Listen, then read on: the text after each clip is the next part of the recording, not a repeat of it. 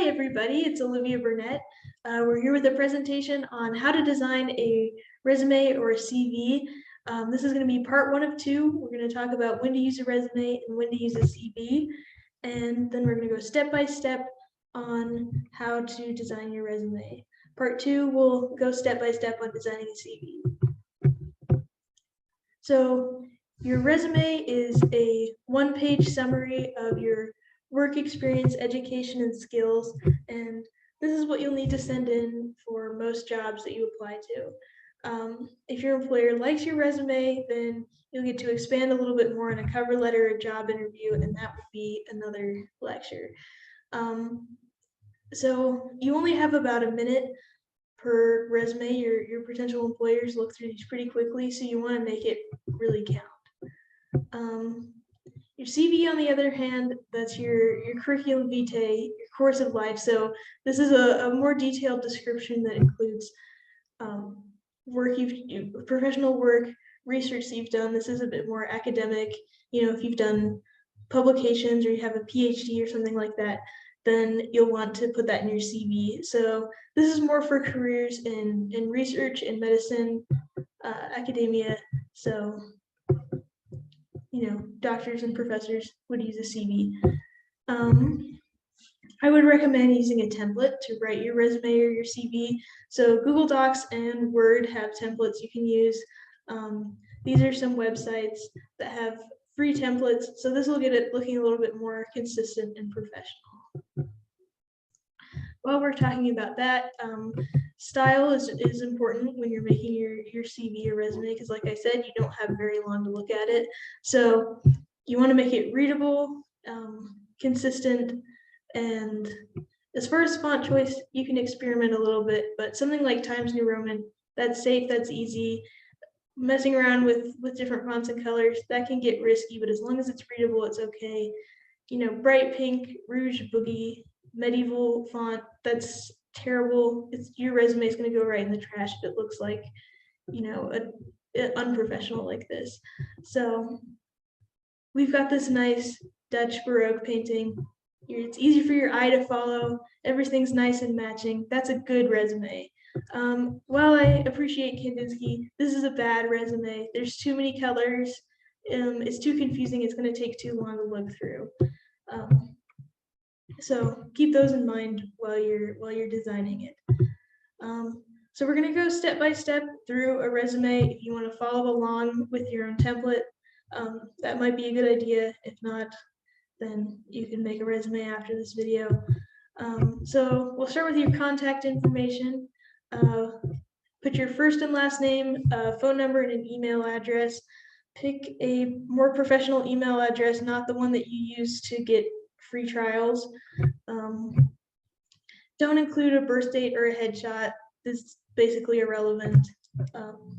So don't bother with any extraneous information.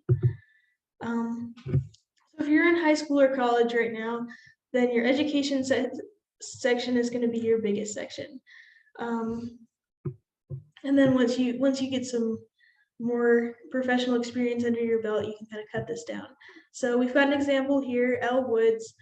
We've got her undergraduate education. She went to UCLA, got a Bachelor of Arts, graduated in 2001. That's great. And then because she's still in school at the time of this resume, apparently, she included her GPA because it's really high, 4.0, that's great. That's going to reflect really well on her, and being the president of a sorority, that's another great accomplishment that you could put in your education section.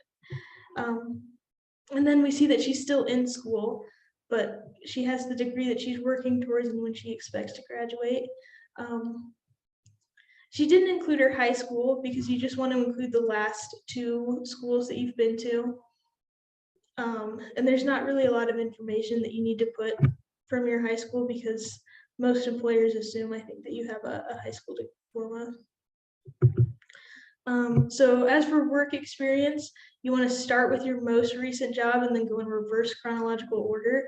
So if we'll follow along with this example, we've got the company name, location, job title, your start and end dates, and then a 2-sentence approximately description of the job. So we want strong verbs, positive adjectives. So prepared, served, maintained. Those are some verbs. And then we're quick, accurate, and clean. So this is a good way to kind of sell yourself and really make your job stand out. So even if you've only worked a fast food job, then you want to make it seem like you've learned some transferable job skills, because guaranteed you have. Working in a fast-paced environment, working with customers, that applies to a lot more than just like a McDonald's job. If you are straight out of high school, you haven't even done something like that, then you've at least got probably experience mowing lawns, babysitting, maybe you have volunteer experience, you were in Boy Scouts. Those are sorts of things that you can include, and we'll get into more detail with that. So one thing you could add is a career objective. So this is a good thing to add if you're looking for your first job. So again, we've got some positive adjectives, what you're looking to become, and things that you're hoping to accomplish. So this is kind of, here's my trajectory in life and what I'm working towards, if you don't have any experience yet. As for high school experiences, you want to include like a job title, as it were, and then when you did that. And then again, we've got some verbs, some adjectives, and then keeping some concrete examples of what you did so that your employer can see, well, why is it important that you were the student body president? Because I did all these awesome things that are important to my job. After your work experience section, you'll have a skills section. So there's two types of skills, hard skills and soft skills. So hard skills are a little bit more concrete and measurable. They're something that you can be taught in a classroom. So computer skills are in high demand. Languages, writing, anything else you have, especially include things that are relevant to the job you're applying to. But you also want to include some soft skills. So these are more interpersonal, kind of harder to pin down, but these are as important as your hard skills, according to most employers. So because you can't exactly prove that you have customer service experience the same way that you could, take a language fluency test, you want to include an example of something you've done.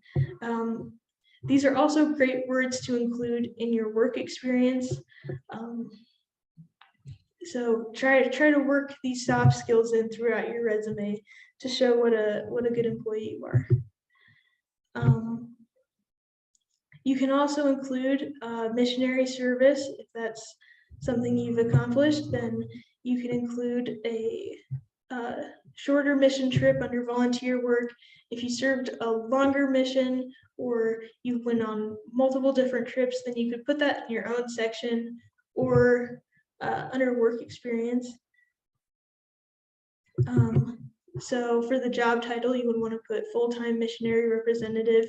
You have the organization that you worked with, where you were, and when this happened. And then again, you've got concrete examples of things that you did, so that we can see, like, oh, you have, experience with service, you have experience with organization, that sort of thing.